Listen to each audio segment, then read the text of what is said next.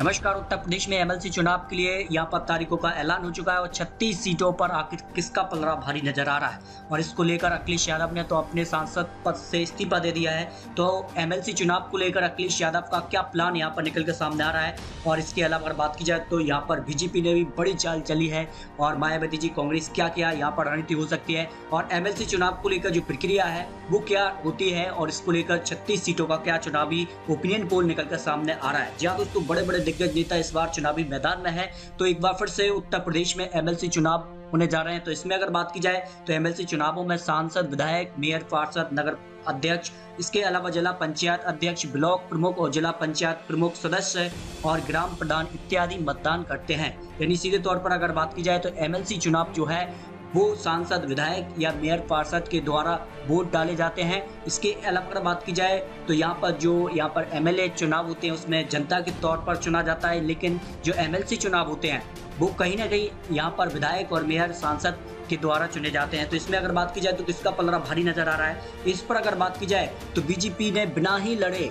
यहाँ पर कमल खिला दिया है। और अगर बात की जाए तो 9 ऐसे जो यहाँ पर एमएलसी हैं जिन पर बीजेपी ने कब्जा जमा लिया है, यानी बिना चुनाव लड़े यहाँ पर बीजेपी के प्रत्याशी विजय हो गए। जिनमें अगर बात की जाए लखीमपुर से अनूप कुमार गुप्ता और बांदा हमीरपुर से यहाँ पर जितेंद्र सोंगर, एटा मैनपुरी मथुरा से आशीष यादव, ओम प्रकाश सिंह, इसके अलावा बुलंदशहर से नरेंद्र भाटी, अलीगढ़ से ऋषि पाल और हरदोई से अशोक अग्रवाल, मिर्जापुर सोनभद्र से श्याम नारायण सिंह और एमएलसी सदस्य यहाँ पर बीजेपी के चुनाव लड़े ही यहाँ पर जीत गए। इसके अलावा बात की जाए तो 10 सदस्य उत्तर प्रदेश के लिए राज्यपाल द्वारा यहाँ पर मनोनीत किए जाते हैं। इसके अलावा बात की जाए तो यहाँ पर 38 सदस्य उत्तर प्रदेश विधानसभा द्वारा चुने जाते हैं, 36 सदस्य स्थानीय निकाय द्वारा चुने जाते हैं जो कि चुनाव हो रहे हैं। इस पर अगर बात की जाए तो 8 सदस्य स्नातकों द्वारा चुने जाते हैं और 8 सदस्य यहाँ पर शिक्षक यहाँ पर चुनते हैं। तो कुल मिलाकर यहाँ पर विधान परिषद की सदस्य की संख्या 100 होती है और इस बार जो चुनाव हो रहे हैं वो 36 सीटों पर हो रहे हैं। इसमें अगर बात की जाए तो 9 सीटों पर बीजेपी ने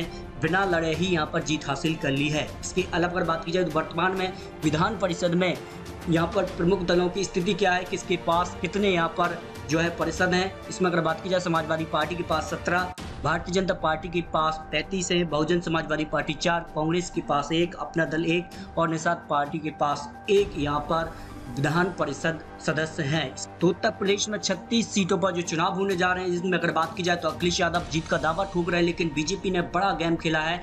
वोटिंग के पहले ही यहाँ पर 9 एमएलसी यहाँ पर जीत ली है। इसके अलावा अगर बीजेपी का ही एमएलसी चुनाव पर पलड़ा भारी नजर आ रहा है। तो आपको क्या लगता है उत्तर प्रदेश के लिए एमएलसी चुनाव पर किसका कब्जा होगा, इस पर राय रख सकते हैं। मिलते हैं दोस्तों और सटीक महत्वपूर्ण विश्लेषण के साथ, तब तक के लिए जय हिंद, जय भारत।